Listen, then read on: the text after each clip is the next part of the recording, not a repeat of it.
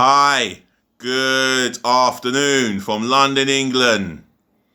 From your host, your guy himself, DLG Reppin. Yes, this is where I will say keep subscribing to my channel. I only got another 956 subscribers left. Yes, I'm counting down the 1,000. Yeah, 44 subscribers and counting. Can I get number 45 today? Or 46 today? You know what? As many as possible today. Also, I've got some football context to get through. So once again, it's I've said my good afternoon, or is it good morning, or good evening to you wherever you're watching around the world.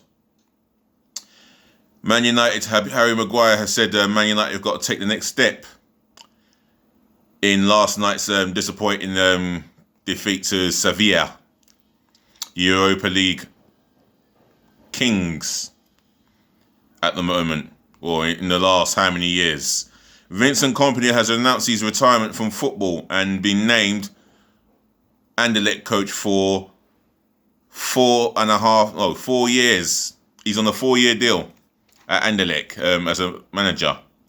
So congratulations on Kompany for accomplishing that job. And I'll say thank you for Kompany as a Man City and a Premier League footballer who plied his trade in the league for up to 8, 9 years, 10 years. So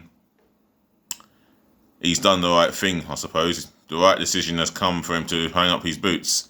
But let's start off with Manchester United and their defeat against Sevilla and what Harry Maguire had to say. Well, for me, that game, let me just sit back a little bit. That game for me was a match where Man United had opportunities and they didn't take it. And you look at Sevilla's goalkeeper. He kept them in the tie at 1-1. Made crucial saves after crucial saves. And he was the difference between the two teams. And when Nigel de Jong come on, Luke de Jong, Nigel de Jong. Remember him like yesterday. Luke de Jong, the Dutch international. He came on and he got the winning goal. And, well, Man United got off to a flying start with a great penalty by Bruno Fernandes. For me, he's been their best player since he signed. In the last 2-3 months, he has been their best player.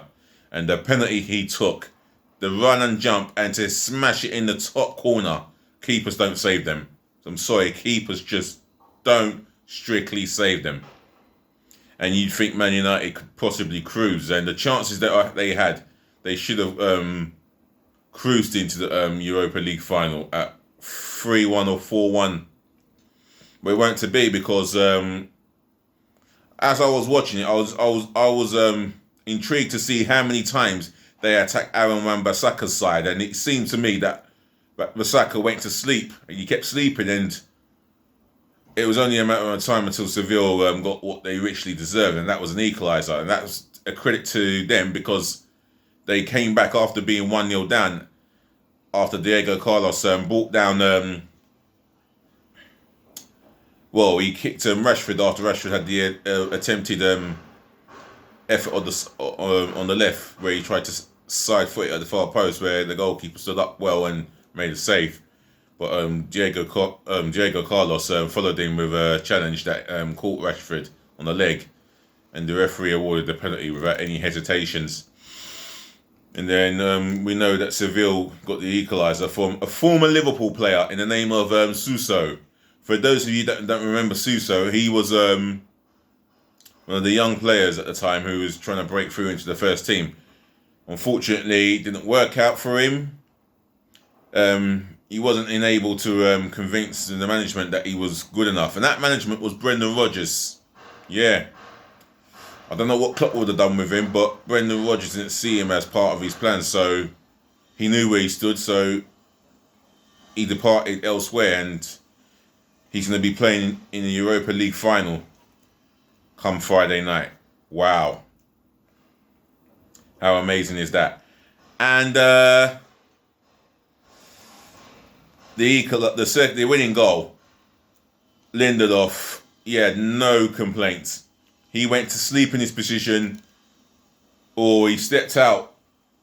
He done something wrong, and Luke de Jong said, "Thank you very much. I'll have this tap in," and he made it 2-1. And Seville hang on there. They defended for their lives for the last over 20 odd minutes, and they got through in the end. And for me, although de Jong had a chance at the death to seal the deal, and he mucked about, and he didn't think about it as such, or he thought about it, but no, he didn't think about it. He was just running at the defender, the last man in the defence. I think that might have been Maguire, and he just messed up. But it really didn't matter in the end, because Seville got what they deserve, and that's a place in the Europa League final where Inter Milan or Shakhtar Donetsk will be waiting for them. So massive congratulations to Sevilla. As for Manchester United, oh well. Move on to the next step, as Harry Maguire said. And as it says in the title, Man United have to take it to the next step. Let me read that again. Man United have to take it to next step. It should say to the next step. Anyway, Manchester United defender Harry Maguire says they have to take it to next step. After losing the Europa League semi-final 2-1 to Sevilla, the Red Devils, who have not won a trophy in 3 seasons, lost in the semi-finals of the EFL Cup, FA Cup and Europa League this season. Losing is not acceptable. Getting to the semi-finals isn't acceptable, Maguire told BT Sport. Winning a trophy will happen soon. We want to win it as soon as possible. Well, you, my friend, you've been anything but suspect. How are you worth the money that Leicester got out of you?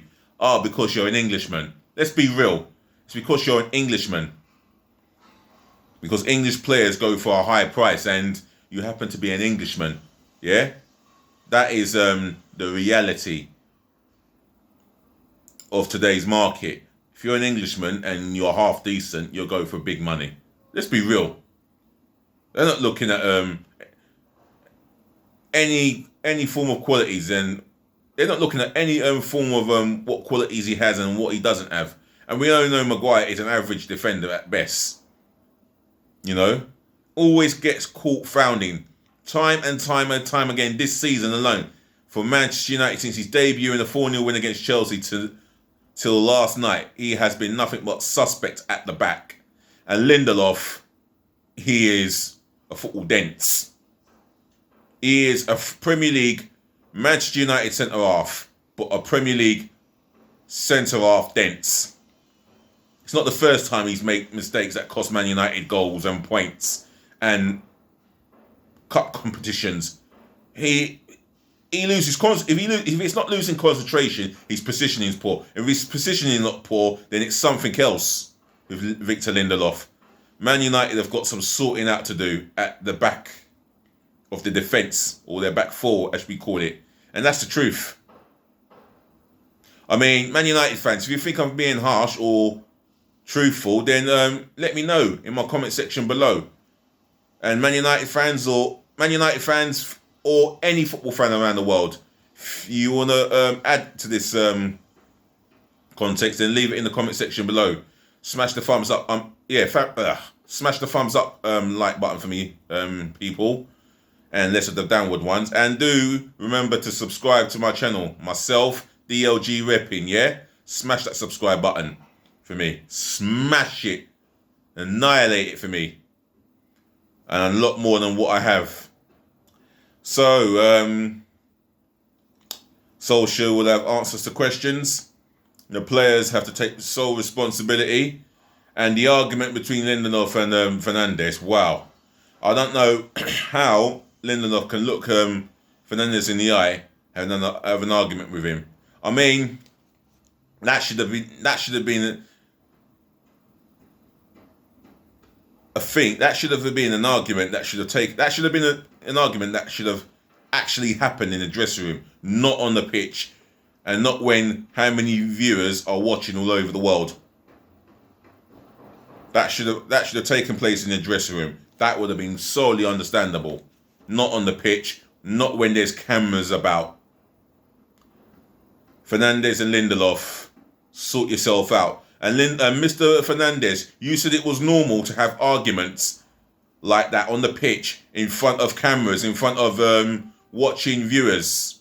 Then watching viewers are your rival fans, such as Liverpool, Man City, the Arsenals, etc., etc.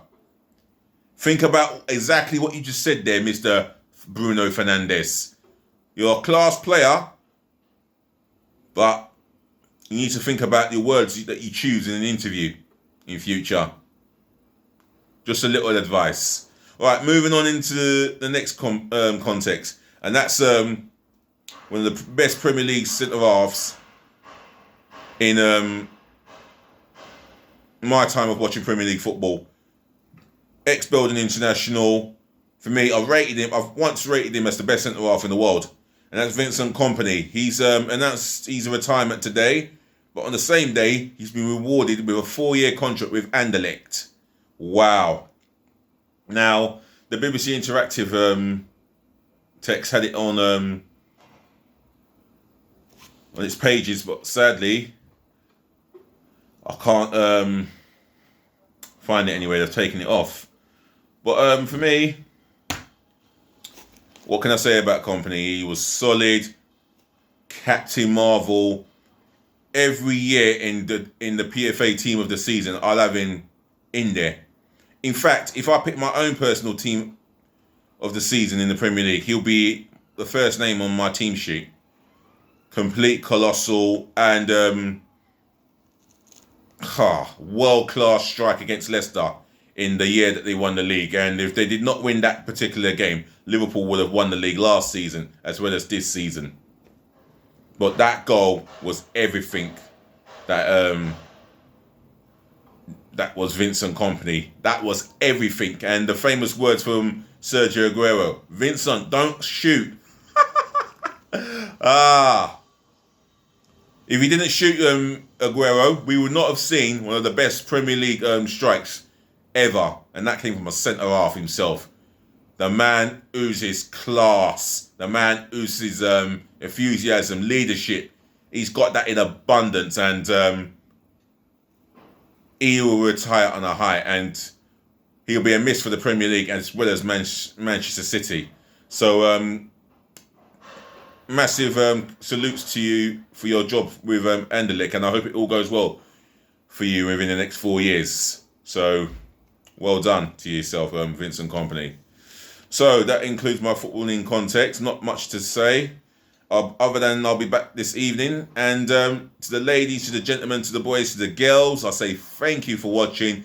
Thank you for listening. Thank you for putting up with me. And once again, it's peace, love again, and bless again. And I'll be back this evening with more footballing context. And I'll be watching the Inter Milan Shakhtar Donetsk game to find out who Sevilla's opponents are going to be in the Europa League final. That should be a cracking game. And who knows? It could be by next week it could be an all Spanish Champions League final, or all German Champions League final. How about that? Adios. Have a good day, and bon voyage.